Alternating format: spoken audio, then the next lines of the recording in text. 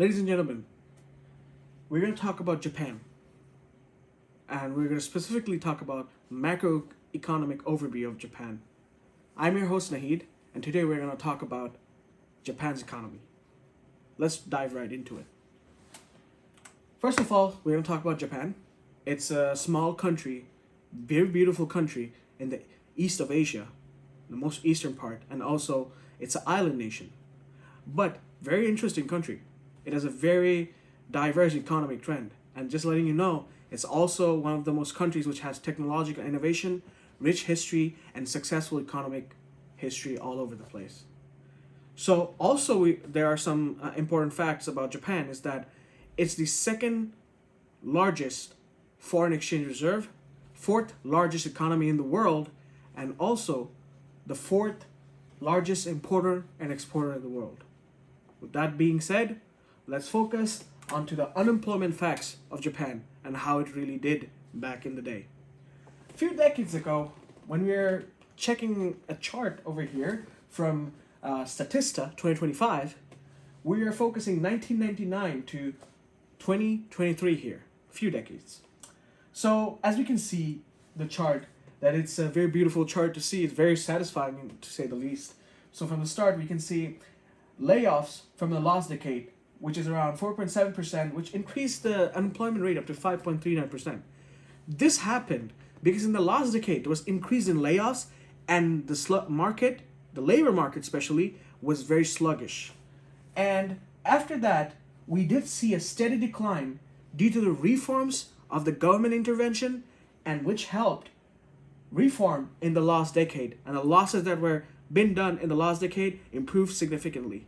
And we can see it dove right down to 3.89% from 5.39%. That's a huge winning game for Japan at that moment and that time. With that being said, we also know about the Great Recession. We're not going to go deep about it because it's a very common thing how the Great Recession did, and many countries adopted lots of programs in order to work with it. But with that being said, we'll go above that because it's not unique to Japan. There are lots of other things that are unique to Japan. We're going to discuss that. How recovery works, we have to learn from Japan. Japan, after the recession, they worked so hard and they changed their course of history of unemployment with good planning, good government intervention, and good macroeconomic overviews. As we can see, after the recession, Japan went for unveiling of two back-to-back installments of stimulus packages from the government. As we can see, for the stimulus package in 2010, 58 billion USD was introduced into Japan, which changed the economy and the market significantly. After that, it went really good from then. The economy went pretty good. It then went down to 4.5, then 4.36, and then 4.04, and just going down and down. And then we can see in 2013, that $58 billion turned into 117 billion USD.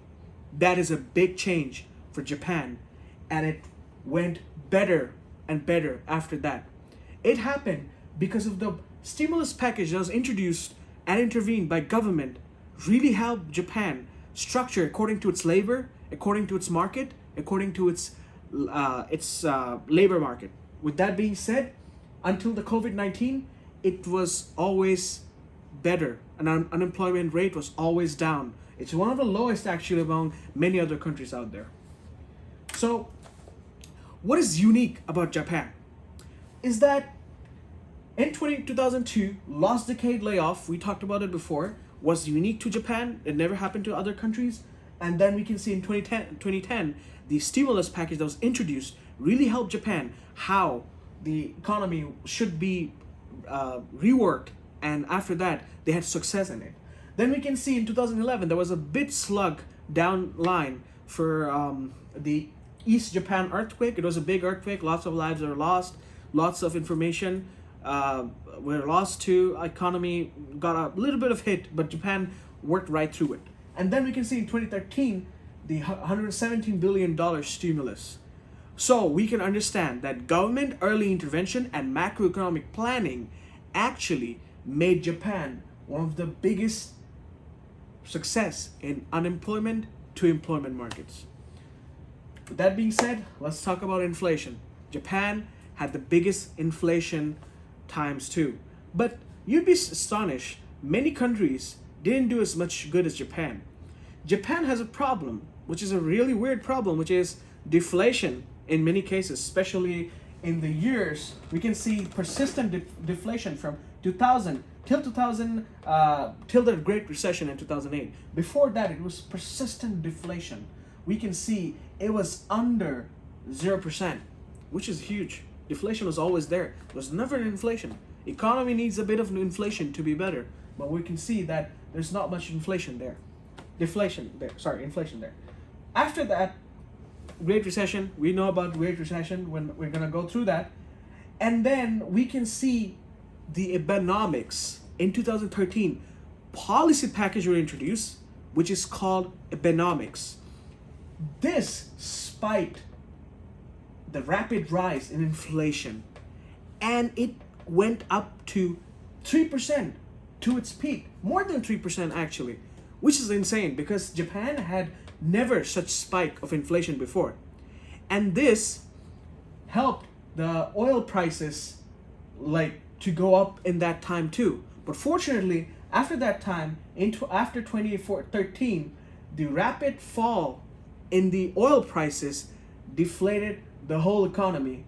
And yes, the inflation went a bit up in the middle too, but the nosedive that we seen, the inflation was pretty impressive after that oil price. So we can understand the oil price was pretty effective for Japan, and since it's a technology driven industry, it's a very important thing that the inflation is not that high.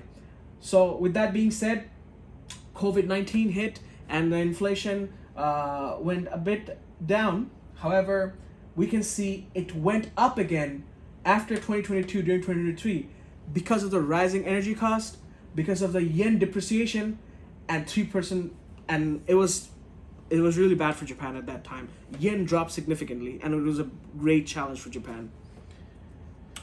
So that being said, 2002 to 2008, persistent deflation as we saw in the chart. We also managed to see the Abenomics inflation. Abenomics was introduced to make better use of their employment and also to improve the economy of Japan. It kind of helped, kind of not.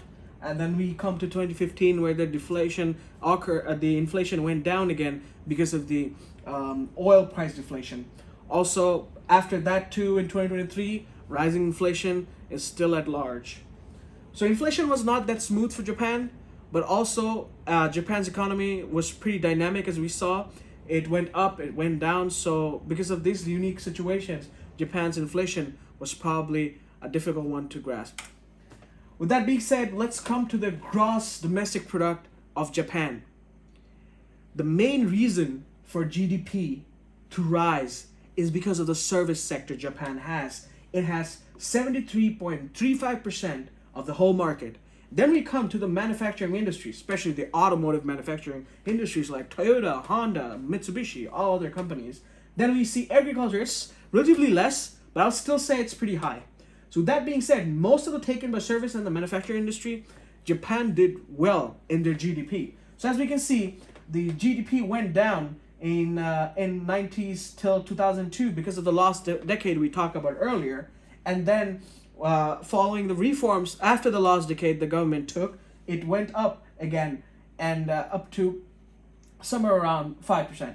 Again, during the Great Recession, it went down, but we can also see the sharp increase in GDP following increased corporate expenditure due to the government's intervention and macroeconomic planning. And then we see the sharp decrease in GDP right after that in 2013 because of consumer consumption weakness and failing exports. It happened because most of the people in that time were facing the declining population problem, and the exports were pretty bad back in the day. So for that being the case, the economy still went to be better, but it was still not the best of the shapes, and also COVID-19 didn't help. But with that being said, Japan is still strong with their GDP, and we can still see the chart is pretty strong rather than many other countries out there. So after all of that, let's talk about the economics. And at this point, we can see the last decade helped the economics to go a bit down, and then we can see a nosedive in the Great Recession.